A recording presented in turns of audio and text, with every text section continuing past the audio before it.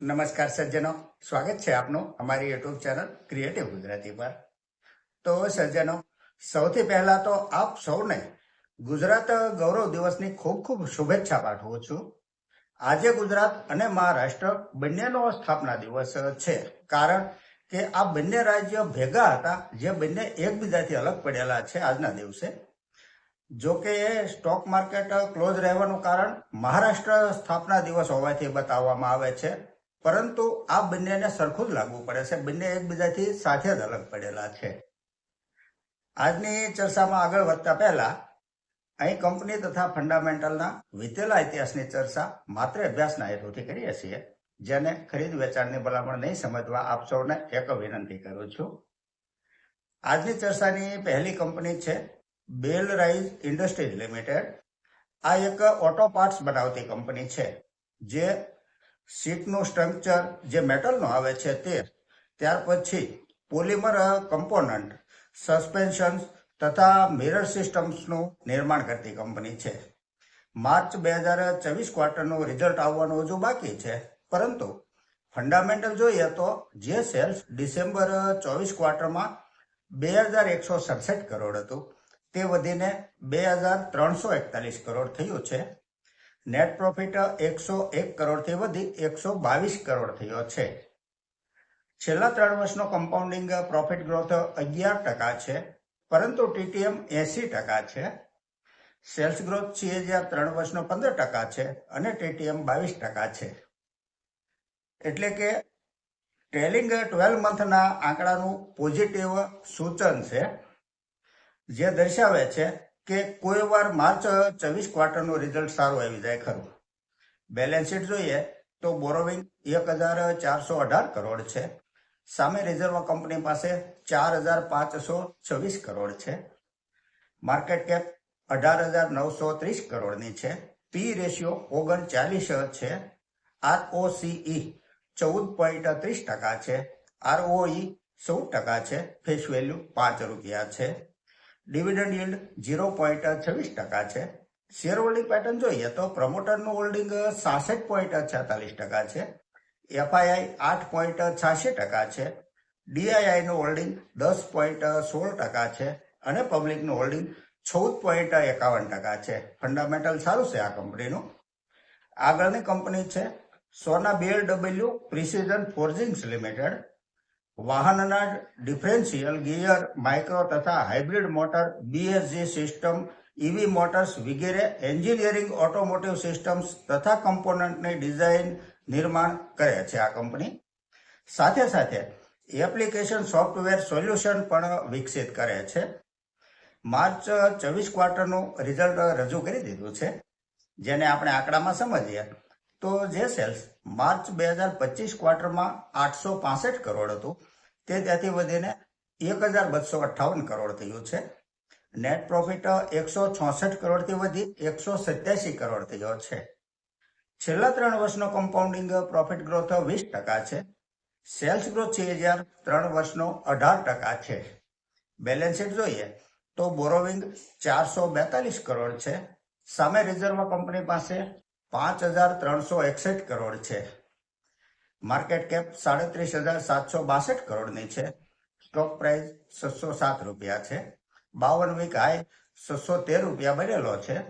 પી ratio 55 છે. ROCE 14.80% છે અને ROE 11.80% છે. ફેસ વેલ્યુ 10 રૂપિયા છે. ડિવિડન્ડ યીલ્ડ 0.53% છે. શેર હોલ્ડિંગ પેટર્ન જોઈએ તો પ્રમોટર હોલ્ડિંગ 28% છે. FIIનું હોલ્ડિંગ 23.70% છે. DIIનું હોલ્ડિંગ 41.46% છે.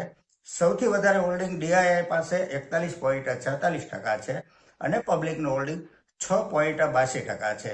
આ એક પ્રોફિટેબલ કંપની છે. માર્ચ 2024 ક્વાર્ટરનું પ્રોફિટેબલ રિઝલ્ટ રજૂ કર્યું છે કંપનીએ. આગળની કંપની છે BSE limited, Bombay stock exchange limited. સીધી સ્ટોક માર્કેટ સાથે જોડાયેલી આ કંપનીનું ફંડામેન્ટલ જોઈએ તો જે સેલ્સ ડિસેમ્બર 2024 ક્વાર્ટરમાં 768 કરોડ હતું તે વધી ડિસેમ્બર 25 ક્વાર્ટરમાં 1244 કરોડ થયું છે. નેટ પ્રોફિટ 219 કરોડથી વધી 597 કરોડ થયો છે. છેલ્લા 3 વર્ષનો કમ્પાઉન્ડિંગ પ્રોફિટ ગ્રોથ 70% છે અને ટીટીએમ 133% છે. સેલ્સ ગ્રોથ 3 વર્ષનો 56% છે, ટીટીએમ 51% છે.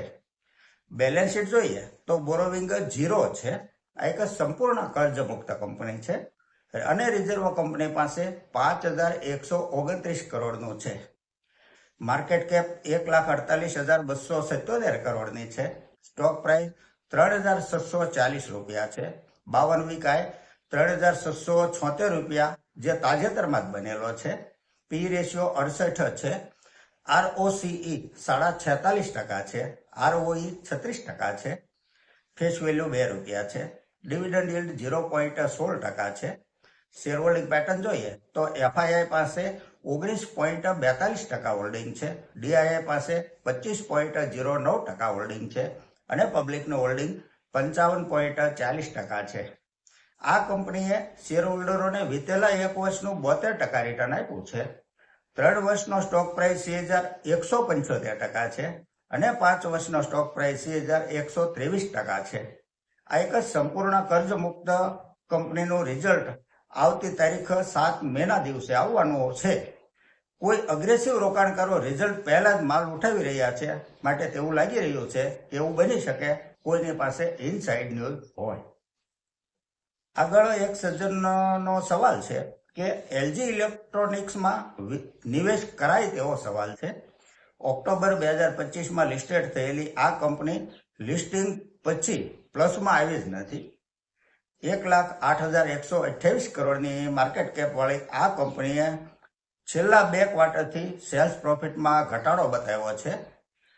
જૂન 2025 ક્વાર્ટરમાં જે સેલ્સ 6,263 કરોડ હતું તે ત્યાંથી ઘટીને ડિસેમ્બર ક્વાર્ટરમાં 4,114 કરોડ રહ્યું છે. નેટ પ્રોફિટ 513 કરોડથી ક્રમશઃ ઘટી 389 કરોડ થઈ, ત્યાંથી ફક્ત 90 કરોડ નેટ પ્રોફિટ રહ્યો છે. એટલે કે પરફોર્મન્સ નબળું પડતું જાય છે કંપનીનું. છેલ્લા 2 ક્વાર્ટરથી ક્રમશ નબળું પડે છે. માર્ચ 2024 ક્વાર્ટરનું રિઝલ્ટ હજુ આવવાનું બાકી છે. જો માર્ચ ક્વાર્ટરમાં સારો દેખાવ કરે તો જ ઇન્વેસ્ટનું વિચારી શકાય, કારણ કે જો નબળું રિઝલ્ટ આવે ને તો સ્ટોક કેટલો ઘટી જાય ને તેની કોઈ લિમિટ હોતી જ નથી. આ આખી વાત મેં આપને આંકડાના આધારે કરી છે. આગળનો સવાલ છે JSW સિમેન્ટ વિશે. ઓગસ્ટ 2025માં લિસ્ટેડ થયા પછી આ કંપનીએ શેર હોલ્ડરોને નેગેટિવ 16% રિટર્ન આપ્યું છે.